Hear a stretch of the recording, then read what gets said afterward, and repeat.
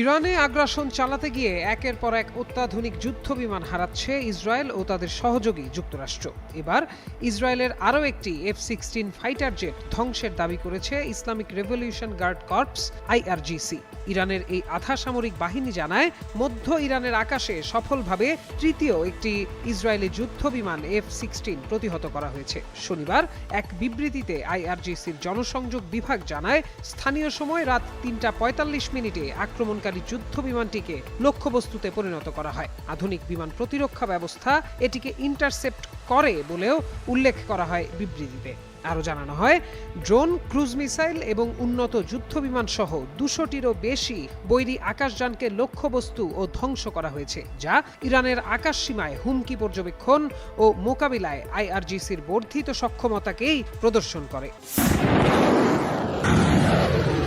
প্রতিদিনই নতুন মোড় নিচ্ছে ইরান ইসরায়েল যুক্তরাষ্ট্রের সংঘাত। সামরিক শক্তির প্রদর্শনের প্রতিযোগিতায় অংশ নিয়েছে এই তিন দেশ।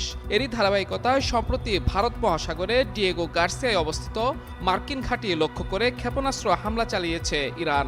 নিজেদের উপকূলীয় এলাকা থেকে ৩,০০০ কিলোমিটারেরও বেশি দূরে অবস্থিত এই ঘাঁটি লক্ষ্য করে ইরানের ক্ষেপণাস্ত্র হামলা যুক্তরাষ্ট্রের জন্য যুদ্ধের হিসাব নিকাশ পাল্টে দিয়েছে।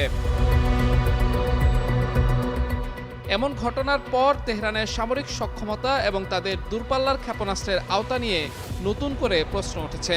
মার্কিন কর্মকর্তারা জানিয়েছেন, স্থানীয় সময় শুক্রবার ভারত মহাসাগরের ডিয়েগো গার্সিয়ার মার্কিন ব্রিটিশ সামরিক ঘাঁটিতে দুটি মাঝারি পাল্লার ব্যালিস্টিক ক্ষেপণাস্ত্র নিক্ষেপ করে ইরান। যদিও ক্ষেপণাস্ত্র দুটি মার্কিন ঘাঁটিতে আঘাত হানতে পারেনি। হামলাটি সফল না হলেও এটি ইঙ্গিত দেয় যে নিজেদের উপর আরোপ করা ২,০০০ কিলোমিটার পাল্লার সীমাবদ্ধতা আর মেনে চলছে না তেহরান। এর ফলে আগের ধারণার চেয়েও দূরবর্তী মার্কিন ও ইউরোপীয় লক্ষ্যবস্তুর উপর আঘাত হানতে পারে ইরান, যা পশ্চিমাদের জন্য যথেষ্ট উদ্বেগের কারণ। মার্কিন কর্মকর্তারা জানান, এই হামলা থেকে বোঝা যায় যে আমেরিকার যে ঘাঁটিগুলো ইরানের নাগালের বাইরে বলে মনে করা হতো, সেগুলো আসলে এখন আওতার মধ্যে চলে এসেছে। এই ঘটনাটি রোমানিয়া সহ যেসব ইউরোপীয় দেশ মার্কিন বাহিনীকে তাদের ঘাঁটি ব্যবহারের অনুমতি দিয়েছে, তাদেরও নতুন করে ভাবাতে পারে। এদিকে মার্কিন প্রেসিডেন্ট ডোনাল্ড ট্রাম্প বারবার দাবি করছেন, ইরান এমন ক্ষেপণাস্ত্র তৈরি করছে যা খুব শিগগিরই আমেরিকার মূল ভূখণ্ডে পৌঁছাতে পারে।